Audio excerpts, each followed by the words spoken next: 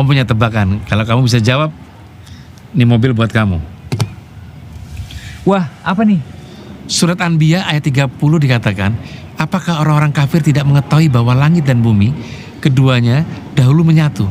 Kemudian kami memisahkan keduanya dan kami menjadikan segala sesuatu yang hidup berasal dari air. Maka tidakkah mereka beriman? Pertanyaannya, dari mana Nabi Muhammad tahu alam semesta dulunya satu? Dan kok tahu makhluk hidup bahkan lebih dari 50% terdiri dari air? Udah tuh. Ada lagi nih. Ini mobil satu buat kamu lagi. Di surat Az-Zariyat dikatakan, dan langit kami bangun dengan kekuasaan kami, dan kami benar-benar meluaskannya. Dari mana Nabi Muhammad tahu alam semesta ini expanding, terus meluas? Masih ada lagi nggak, Om?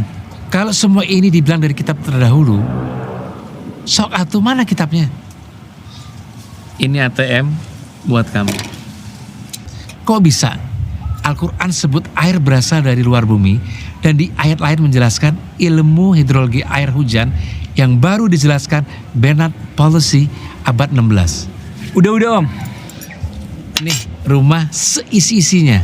Kok Quran tahu matahari punya garis edar? Padahal sains sempat membuktikan matahari statis. Terus dibantah penemuan yang terkini.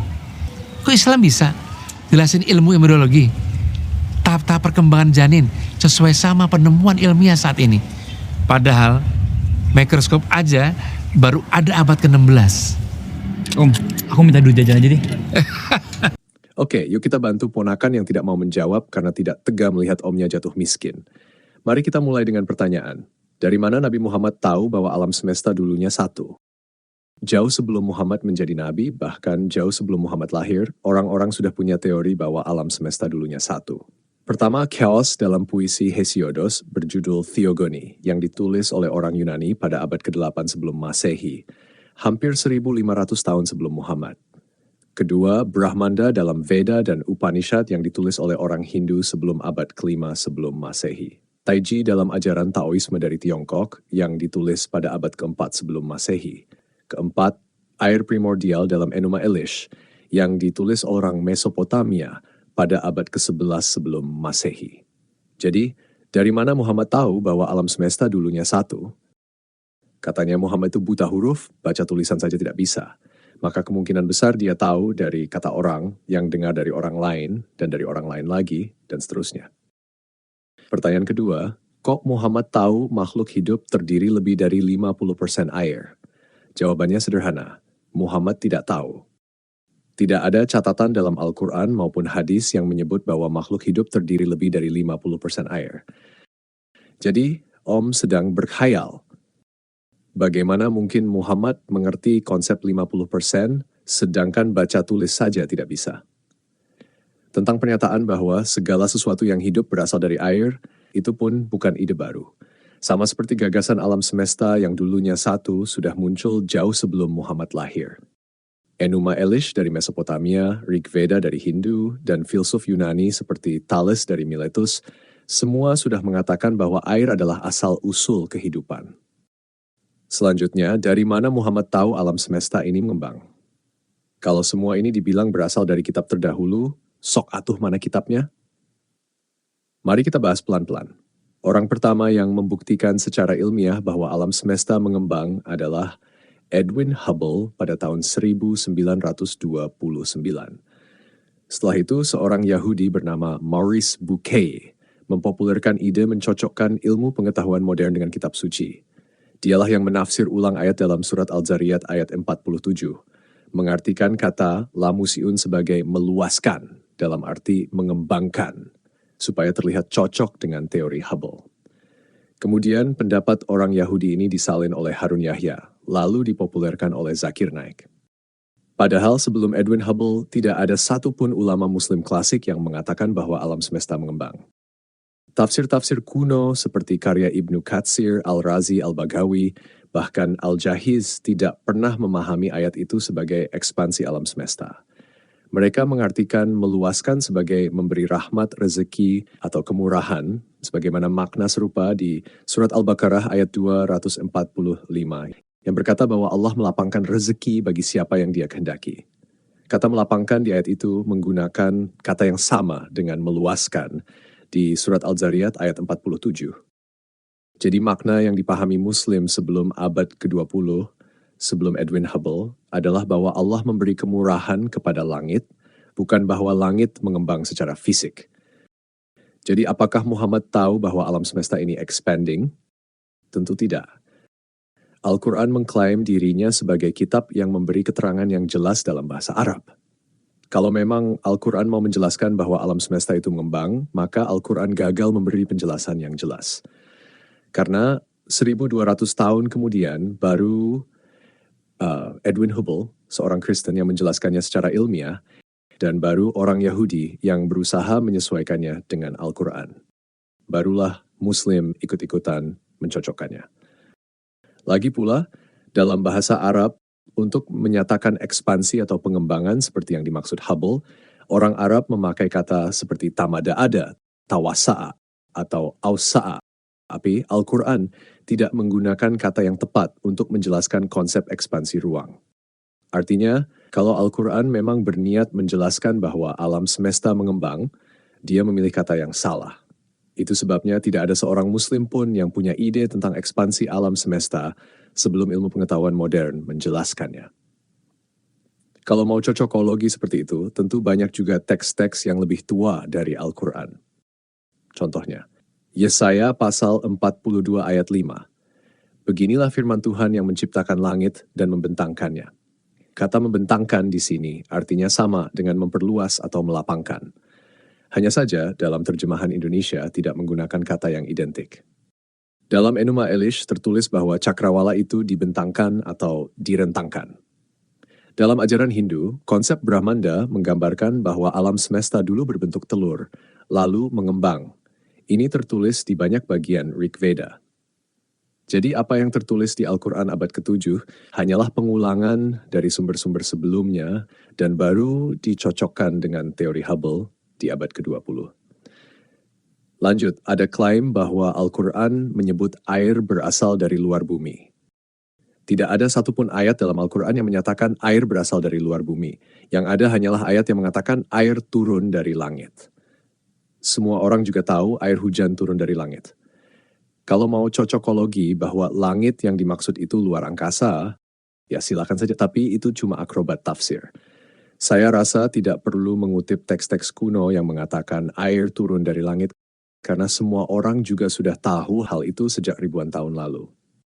Tapi, untuk membantu si Om, saya tambahkan lagi satu klaim, bahwa Al-Quran tahu besi berasal dari luar angkasa. Ayat yang diklaim adalah surah Al-Hadid ayat 25. Dan kami turunkan besi yang padanya terdapat kekuatan dan berbagai manfaat bagi manusia. Klaim ini pun tidak baru. Jauh sebelum Muhammad lahir, orang-orang sudah tahu. Bahkan orang Mesir pada abad ke-13 sebelum Masehi sudah menyebut besi sebagai bi'an-pet yang berarti besi dari langit. Kata turunkan yang digunakan adalah anzalna. Mari kita lihat benda apa lagi yang dikatakan diturunkan dari luar angkasa dengan menggunakan kata anzalna.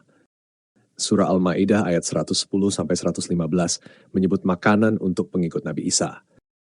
Surah An-Nisa ayat 130 menyebut kitab-kitab sebelumnya. Jadi kalau mau diartikan harfiah, kitab itu turun gedebuk dari luar angkasa. Al-Araf ayat 26 menurunkan pakaian gedebuk dari luar angkasa. Az-Zumar ayat 6 menurunkan 8 pasang hewan ternak gedebuk dari luar angkasa.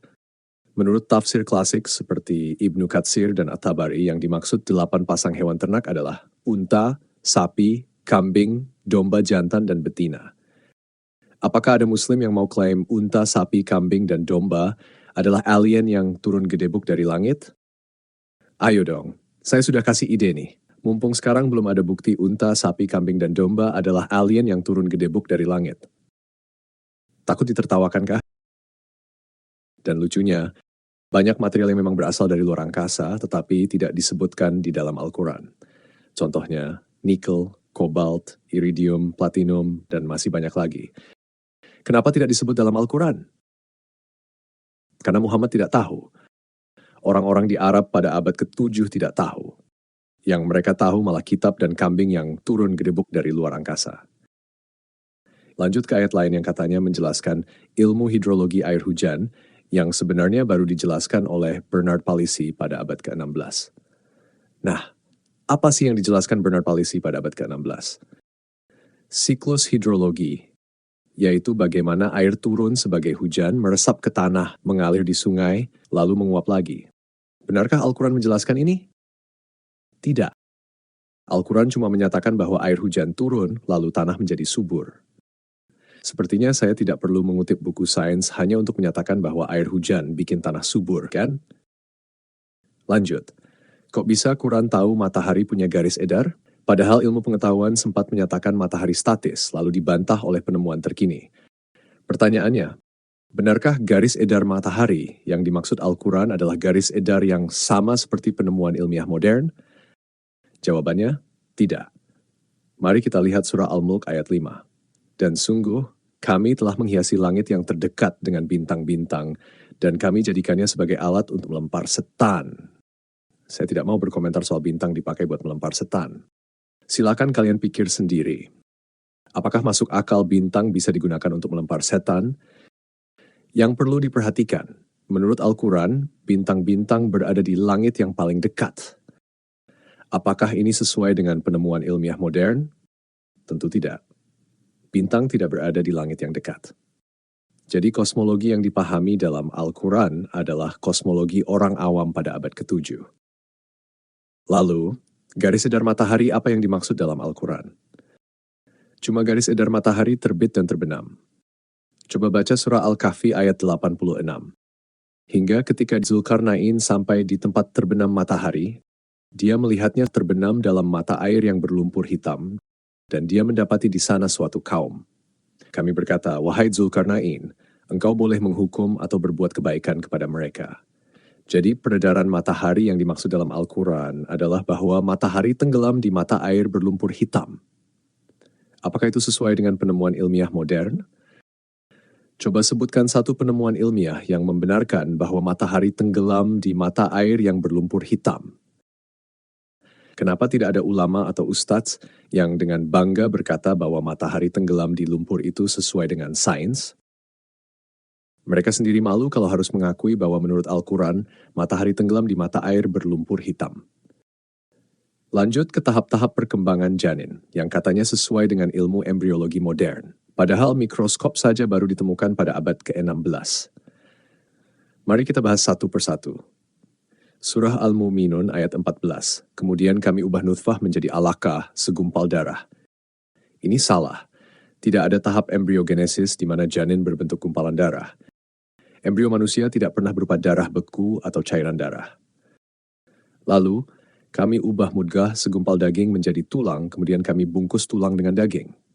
Al-Quran menyatakan urutan, daging, tulang, daging membungkus tulang. Ini bertentangan dengan ilmu embriologi modern. Otot dan tulang rawan berkembang bersamaan, bukan berurutan. Sel otot, myoblasts, muncul sebelum tulang keras terbentuk. Tulang keras baru terbentuk setelah otot primitif ada. Upaya membela dengan menyatakan bahwa izam berarti tulang rawan tidak valid karena tulang rawan pun tidak muncul setelah otot. Surah Al-Qiyamah ayat 37 dan Surah An-Najm ayat 46, dia diciptakan dari nutfah sperma yang dipancarkan. Kesalahannya adalah Al-Quran tidak tahu bahwa ada sel telur, ovum. Janin terbentuk dari penyatuan sperma dan sel telur, bukan hanya sperma. Kalaupun berdalih bahwa ovum termasuk dalam nutfah, masalahnya ovum tidak dipancarkan. Surah At-Tariq ayat 6-7, dia diciptakan dari air yang dipancarkan min ma'in dafik yang keluar dari antara tulang sulbi dan tulang dada. Lokasi anatomi yang disebut tidak sesuai dengan lokasi ovarium yang berada di rongga panggul. Jadi, apakah tahap-tahap perkembangan janin di dalam Al-Quran sesuai dengan ilmu pengetahuan modern? Tidak. Artinya apa? Semua yang Om katakan itu hanyalah cocokologi supaya Al-Quran kelihatan ilmiah di mata orang-orang yang tidak paham sains. Dan ini membuktikan bahwa Al-Quran bukan wahyu dari Tuhan yang Maha Tahu, melainkan hanyalah karya sastra manusia abad ke-7. Jadi untung saja Om ini punya keponakan yang baik, yang tidak mau mempermalukan dan membuat Omnya bangkrut. Tapi karena saya bukan keponakan Om, dan saya tidak ingin ada orang yang tertipu oleh narasi Om, jadi terpaksa saya harus jawab. Kalau Om mau memberikan saya rumah, mobil, dan isi ATM, silakan cairkan dan transfer ke rekening yang ada di deskripsi video ini. Kalau teman-teman lain mau memberikan dukungan kepada saya, juga boleh. Karena saya cukup yakin, Om ini tidak akan pernah menepati janjinya. Bayangin, dia bisa cocokologi sampai bilang peredaran matahari yang tenggelam di lumpur itu sesuai dengan sains. Dia pasti akan punya sejuta alasan untuk tidak menepati omongannya. Orang seperti Om ini hanyalah orang arogan yang sok pintar. Jika Om ini dijawab, kemungkinan besar dia tidak akan memberikan rumah, mobil, dan uang seperti yang dia katakan. Sebaliknya, dia akan menjadi defensif dan mungkin malah marah karena merasa terhina. Dan untuk membenarkan kemarahannya akibat harga dirinya yang terinjak-injak, dia akan menuduh kamu menista agama. Karena tujuan dia bertanya bukan untuk mendapatkan jawaban atau membuka dialog tulus, tetapi untuk menunjukkan superioritas posisi atau keyakinannya di depan publik. Jadi ponakan itu sudah cukup cerdas dengan pura-pura tidak bisa menjawab dan minta uang jajan, supaya Om itu merasa menang. Biarkan Om itu tenggelam dalam kebodohannya. Itu lebih baik daripada buang waktu dan tenaga berdebat dengan si Om. Kata Yesus, jangan berikan mutiara kepada babi, karena dia tidak akan menghargainya dan bahkan akan berbalik menyerang kamu.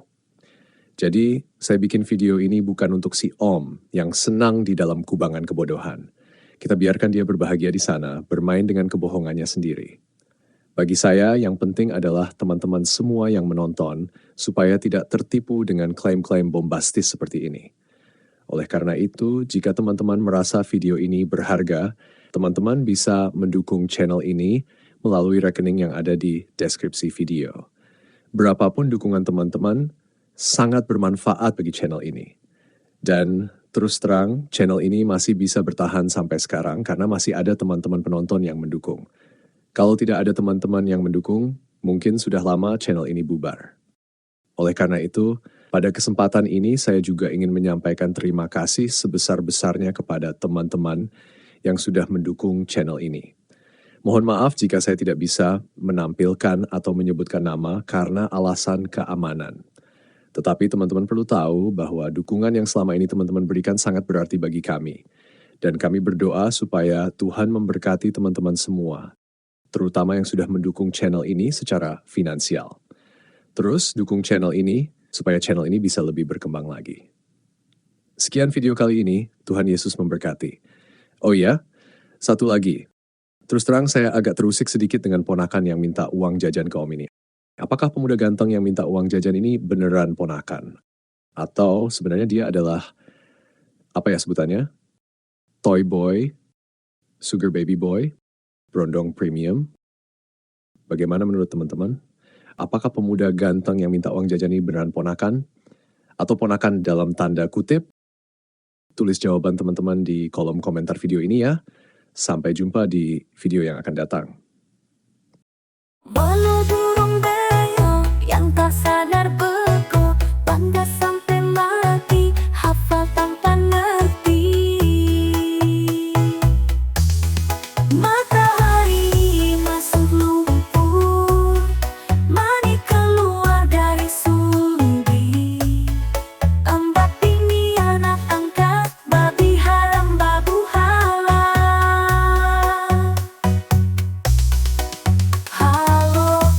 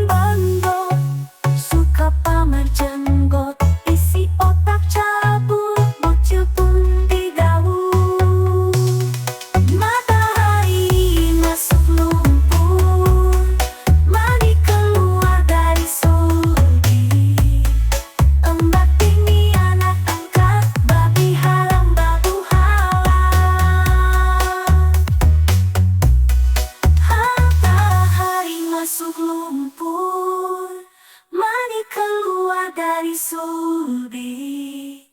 Emak bini anak angkat, babi haram babu halal.